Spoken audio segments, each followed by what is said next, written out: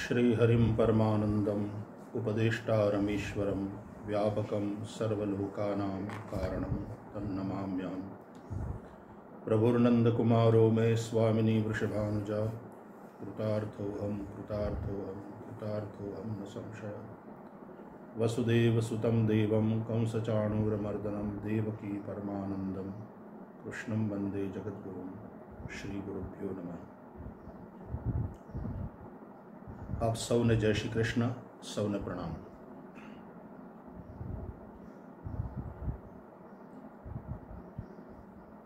परम सौम्य मूर्ति एवा नरेंद्र काकानी विदायना समाचार सांभળી અને થોડો આઘાત लाग्यो। वडीलनी उमर जे पण होय ते, पण आपणा वडील हरता फरता साजा सारा होय अने अचानक अपनी वच्चेथी विदाय ले त्यारे एनो आघात स्वाभाविक होय छे। पूज्य दादाजीना अनुज तरीके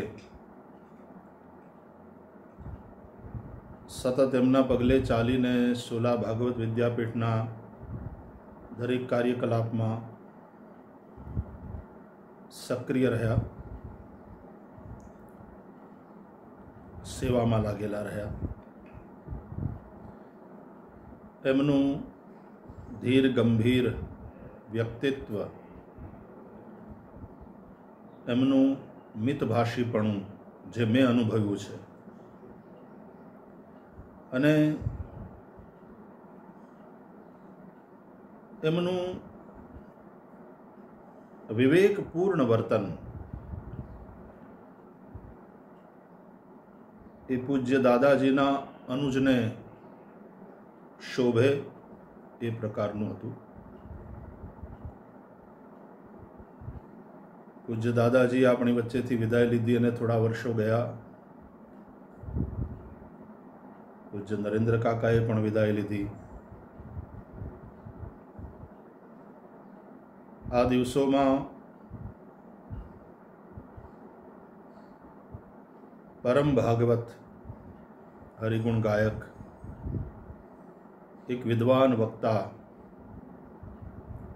अने विनम्रतानी मूर्ति एवा पूज्य योगेशभाई शास्त्रीजीए पण अपनी वच्चेथी विदाय लीधी। ते पण विदाय आघातजनक निवड़ी। हजी गया पाटोत्सव में सांदीपनी में एमणे एक दिवस आवी अने पोतानी प्रवचन सेवा समर्पित करी हती, ए याद ताजी छे। એટલે मन नहीं मानतो कि पूज्य योगेशभाई शास्त्रीजी अपनी वच्चे नहीं। एवा ज परम वैष्णव अने पुष्टिमार्गीय परंपराना परम विद्वान वक्ता पूज्य प्रद्युम्न शास्त्रीजीए पण विदाय लीधी अने ए ज रीते पूज्य उदयन शास्त्रीजी ए अपनी वच्चे नहीं। आ पांचेय ऋषिचरित हरिगुण गायकोना पुण्य स्मरण में लॉकडाउन आ समय में कंईक भगवत चर्चा, कंईक सात्विक तात्विक चर्चा थाय अने ए पांचेय पुण्य श्लोक ऋषि चरित्र महानुभावो ए प्रवृत्ति थी संतुष्ट थाय अने रसराज प्रभु प्रसन्न थाय एवो भाव छे।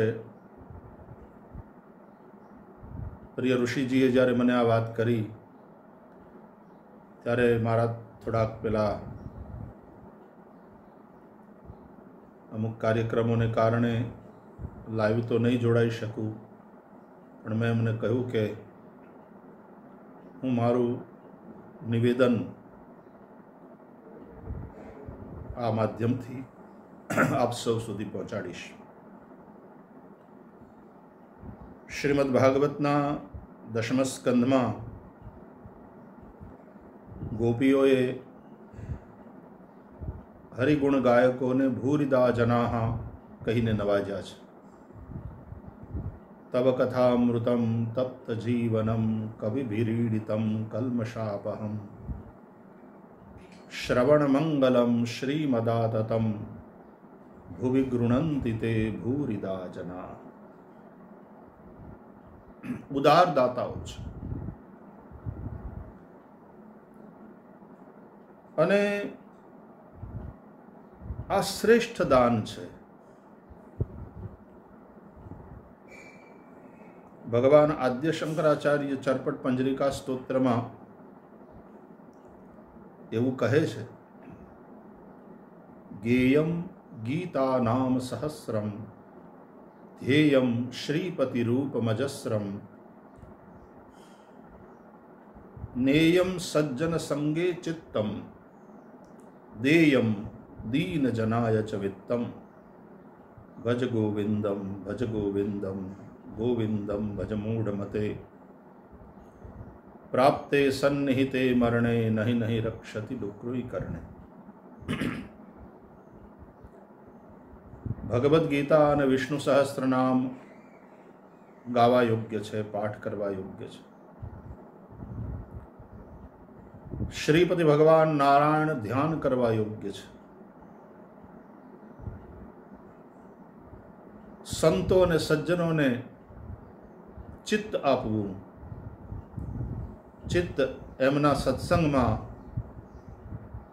એમની સાથે થયેલા વાર્તાલાપમાં, એમના દ્વારા સાંભળવા મળેલા ઉપદેશના વાક્યોમાં આપણું ચિત્ત લાગેલું રહે, વારંવાર એનું ચિંતન કરે. અને વિત્ત આપવું દીનજનોને.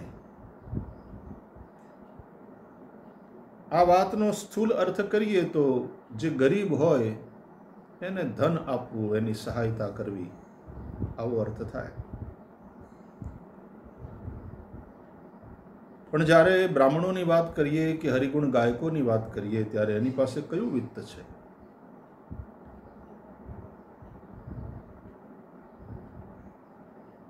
આ ભગવત કથા એ જ વૈષ્ણવોનું વિત્ત છે.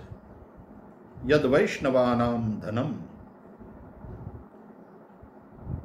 શ્રીમદ ભાગવતમ પુરાણ તિલકમ યદ વૈષ્ણવાનામ ધનમ.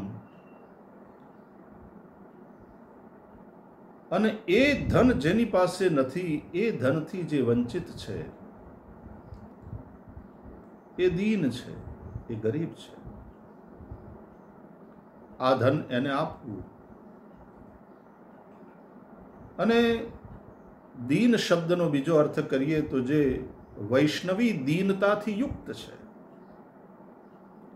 જેનામાં દૈન્ય છે, અહંકાર નથી, એવો કોઈ વ્યક્તિ આવી અને વિનમ્રતાપૂર્વક જિજ્ઞાસા કરે, જેમ રાજા પરીક્ષિતે સુખદેવજી સમક્ષ ખૂબ દીનતાપૂર્વક પોતાની જિજ્ઞાસા મૂકી, જે રીતે શ્રી વિદુરજીએ મૈત્રેયજીને પ્રણમીને પૂછ્યું, જે રીતે શૌનકાદિ ઋષિઓ, ઋગ્વેદી તપઃપૂત બ્રાહ્મણો અને એમણે નીચે બેસીને ખૂબ આદરપૂર્વક સુતજીને પ્રશ્ન કર્યા. આવી દીનતા, આવું દૈન્ય જ્યાં દેખાય તો એ આ કથારૂપી ધનને માટે સુપાત્ર વ્યક્તિ છે એમ માનવું જોઈએ. અને એવા વ્યક્તિને આ ધન આપવું દેયમ દીન જનાય ચ વિત્તમ. અને એ પણ सामे सुयोग्य व्यक्ति होय तो खूब उदारतापूर्वक आपવું.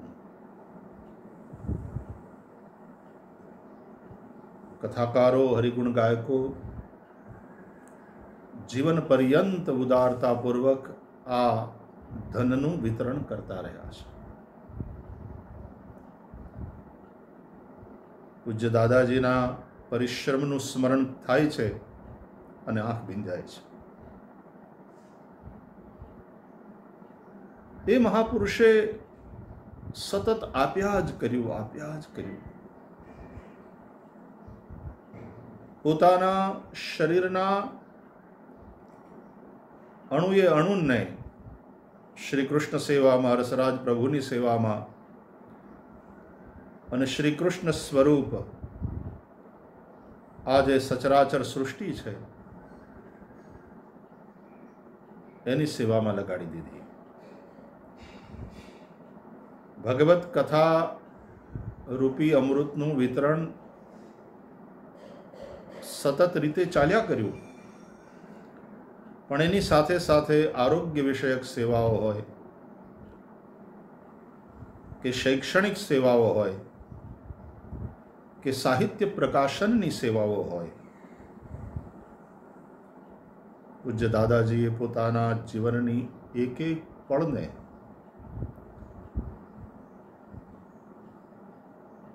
વેડફ્યા વિના સતત આ બધા સત્કાર્યોમાં ખર્ચ કરી.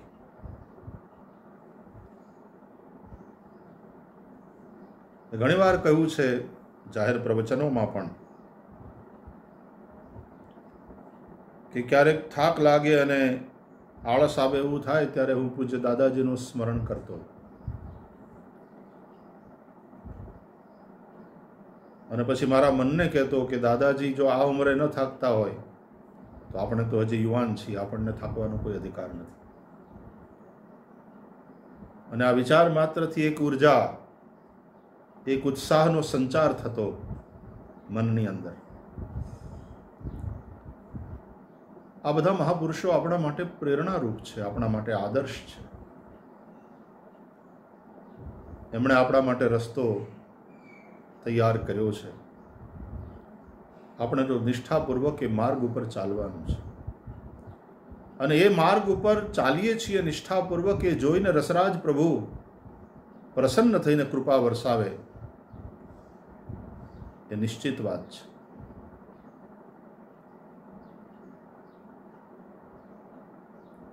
પૂજ્ય યોગેશભાઈ હોય, સતત સ્વાધ્યાય, પૂજ્ય પ્રદ્યુમ્ન શાસ્ત્રીજી હોય કે આ બધા હરિગુણ ગાયકો સતત સ્વાધ્યાય કરીને સ્વાધ્યાય દ્વારા પ્રાપ્ત થતું નવનીત વૈષ્ણવી દીનતા તે સ્વીકારીને સામે બેઠેલા ઉત્સુક શ્રોતાજનોના હૃદયમાં બિરાજતા શ્રી કૃષ્ણને આ નવનીતનો પોતાની પ્રેમની મિશ્રી મેળવી અને ભોગ લગાવતા. શ્રીમદ ભાગવતના દશમ સ્કંદની અંદર એક લીલા છે, આપણે અનેક વાર સાંભળી છે.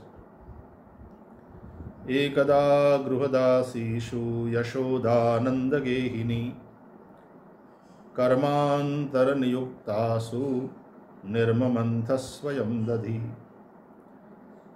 યાની યાની ગીતાની તદ્બાલચરિતાની ચ દધિ નિર્મંથને કાલે સ્મરંતી તાન્યગાયત. ઘરના દાસ દાસીઓને અન્ય સેવા કાર્યમાં નિયુક્ત કરી અને આજે નંદરાણી શ્રી યશોદાજી સ્વયં દધિમંથન કરવા માટે બેઠા. શ્રી કૃષ્ણ માટે માખણ તૈયાર કરવાનો ભાવ છે. મનમાં વિચાર આવ્યો છે કે મારા ઘરમાં આટલા આટલા દૂધ, દહીં, ઘી, માખણ બધું છે અને છતાં શ્રી કૃષ્ણ ગોપીઓના ઘરોમાં જઈ માખણની ચોરી કરીને કેમ ખાય છે? વૈષ્ણવના વિચારની પદ્ધતિ અને પ્રક્રિયા કેવી હોય છે એ જુઓ. એ પોતાના સ્વદોષનું દર્શન કરે. ખામી કૃષ્ણમાં નહીં, ખામી મારી સેવામાં ક્યાં રહી ગઈ. કૃષ્ણ આવું કરે છે એમાં મારી સેવામાં કંઈક ખામી છે. વિચાર કર્યો કે ગોપીઓ પોતે પુરુષાર્થ કરે છે, દધિમંથન કરે છે, માખણ તૈયાર કરે છે. મારા ઘરમાં આટલા દાસ દાસીઓ છે, એ બધા તૈયાર કરે છે માખણ, દધિમંથન કરે છે. વિચાર કર્યો, લાવ આજે હું પોતે દધિમંથન કરીશ અને શ્રી કૃષ્ણ માટે માખણ તૈયાર કરીશ. વિત્તજા સેવા કરતા પણ તનુજા સેવા શ્રેષ્ઠ છે અને બંને કરતા કરતા માનસી સિદ્ધ થાય પ્રભુની કૃપાથી. માનસી સા પરામતા તત્સિદ્ધ્યૈ તનુ વિત્તજા. આ વાતથી આપણે પરિચિત છીએ. સ્વયં માં યશોદા આજે દધિમંથન કરવા બેઠા. દધિમંથન કરતા સમયે શ્રી કૃષ્ણના એક એક બાલ ચરિત્રોનું સ્મરણ અને એનું ગાયન કરી રહ્યા છે. પૂજ્ય દાદાજી બહુ સરસ સમજાવતા કે કૃષ્ણ માટે દધિમંથન કરી રહ્યા છે એ થયું કર્મ.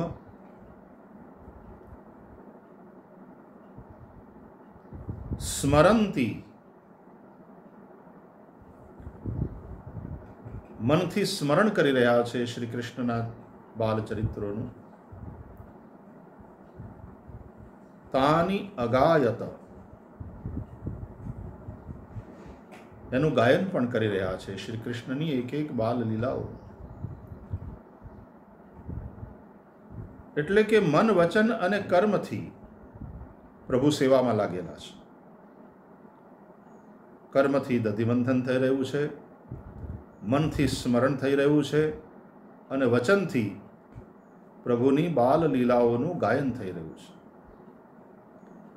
અને ત્યારનું શ્રી સુખદેવજી મહારાજે જે શબ્દ ચિત્ર આપ્યું માં યશોદાનું, ક્ષૌમં વાસ પૃથુકટિતટે બિભ્રતિ સૂત્રનદ્ધમ પુત્ર સ્નેહ સ્નુતકુચયુગમ જાતકમ પંચસુભ્રૂ રજ્વાકર્ષશ્રમ ભુજ ચલત કંકણૌ કુંડલે ચ સ્વિન્નમ વક્ત્રમ કબર વિગલન માલતી નિર્મમંથ.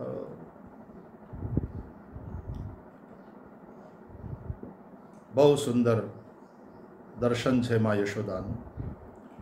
ભગવત સેવામાં લાગેલો વૈષ્ણવ દર્શનીય જ હોય છે.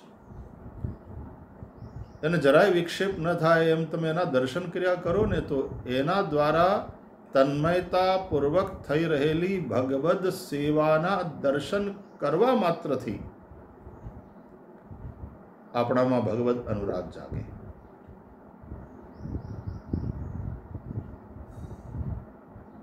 અને તુરંત શ્રી સુખદેવજી લખે છે કે એ સમયે શ્રી કૃષ્ણ જાગ્યા,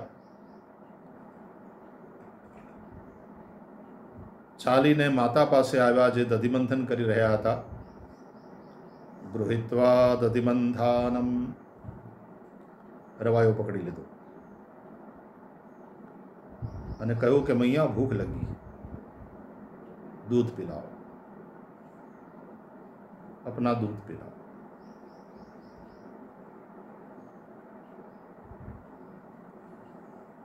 આ લીલાનો વિચાર કરું ત્યારે મને એવું લાગ્યા કરે કે પ્રત્યેક વક્તા, ભાગવતકાર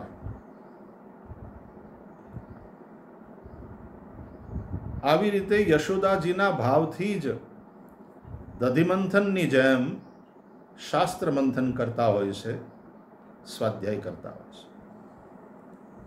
સ્વાધ્યાયાન્મા પ્રમદા, સ્વાધ્યાય પ્રવચનાભ્યામ ન પ્રમદિતવ્યમ. એ આદેશ છે, એ ઉપદેશ છે ઉપનિષદોનો, ઋષિઓનો. તો શાસ્ત્રોનો સ્વાધ્યાય, એનું ચિંતન મનન या મૈયા યશોદા દ્વારા થતા દધી મંથન જેવું લાગે અને એના દ્વારા જે નવનીત તૈયાર થાય, જે માખણ તૈયાર થાય, અને આ નવનીત શબ્દ પણ કેટલો સુંદર, નવું નિત રોજ. ભગવાનને વાસી માખણ ગમે નહીં, તાજું માખણ. અને કથામાં નવું પીરસવાની વાત ત્યારે આવે જ્યારે વક્તા સતત સ્વાધ્યાય કરતો રહેતો હોય.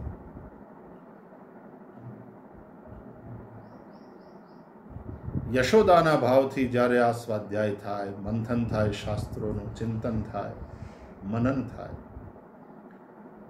અને એના દ્વારા પ્રાપ્ત થતું નવનીત, કંઈક નવું, કંઈક તાજું, એ માખણ, એમાં પોતાના પ્રેમની મિશ્રી ભેળવી અને પીરસવા માટે જ્યારે ઉત્સુક હોય વક્તા, વ્યાસપીઠ ઉપર જવા માટે ખૂબ ભક્તિભાવથી, ઉત્સાહ સાથે તૈયાર થાય, ત્યારે અનેક શ્રોતાઓના હૃદયમાં બેઠેલા ભગવાન શ્રી કૃષ્ણ ત્યાં એ માખણનો ભોગ લગાવવા માટે પધારે અને વ્યાસપીઠની સમક્ષ ઉપસ્થિત થઈ જાય. અને શ્રોતાઓને કથા સંભળાવતી વખતે માં યશોદા જે રીતે લાલાને માખણ મિશ્રી ખવડાવે, આ ભાવ વક્તાના હૃદયમાં હોય અને ખૂબ ઉદારતાપૂર્વક ખવડાવે. કારણ કે દીકરાને જમાડતી વખતે દરેક માં દીકરો મારા સંતાન ધરાઈને જમે, એ તૃપ્ત થાય એવો ભાવ રાખતી હોય છે. આગ્રહ પણ કરે, બેટા હજી એક રોટલી લઈ લે, અડધો રોટલો લઈ લે, ખવાઈ જશે. માતાની અંદર જે આ ઉદારતા છે, આવી સ્નેહયુક્ત ઉદારતા, અને એમાં ઉપકારનો કોઈ ભાવ નહીં. જ્યાં અનુરાગ હોય ત્યાં ઉપકારની વાત ક્યાં આવે? એ અનુરાગપૂર્વક, ઉદારતાથી આપે, વહેંચે, ખવડાવે.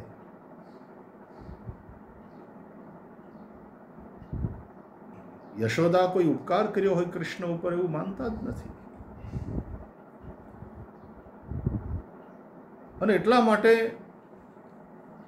આવા વક્તાઓ, આવા ઋષિ ચરિત્રો ખૂબ અનુરાગને કારણે ઉદારતાપૂર્વક આપીને ગયા. એમણે એને ઉપકાર ન માન્યો,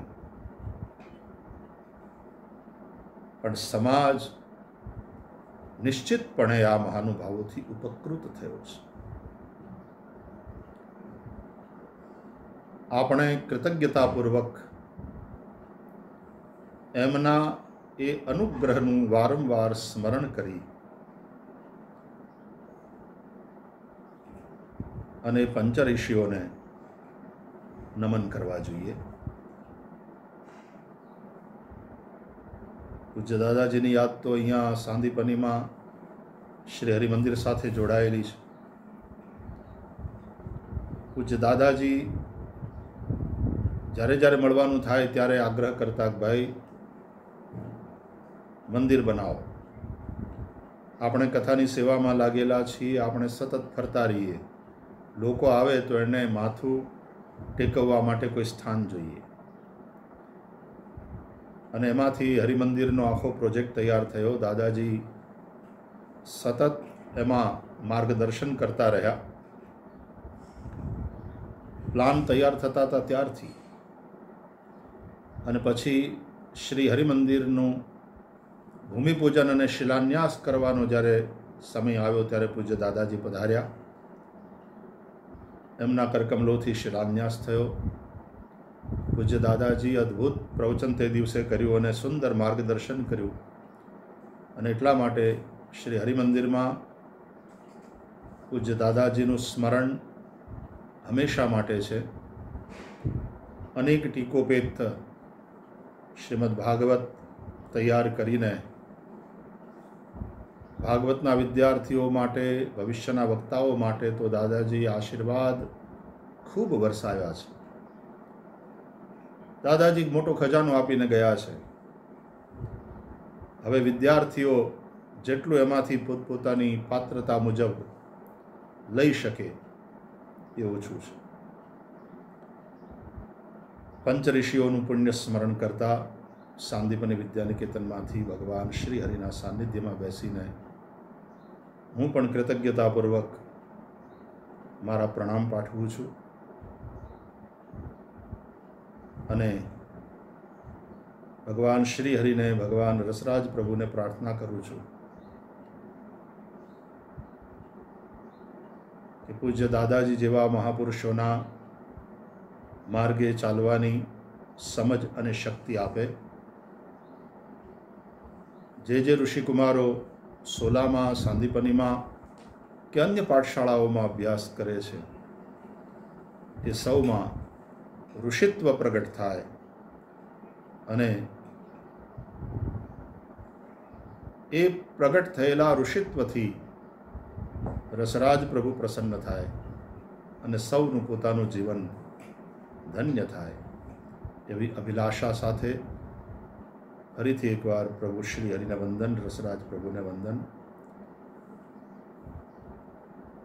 પંચ ઋષિઓ જેના પુણ્ય સ્મરણમાં આપણે આ વાર્તાલાપ કરી રહ્યા છીએ એ પાંચેયની દિવ્ય ચેતનાઓને પ્રણામ.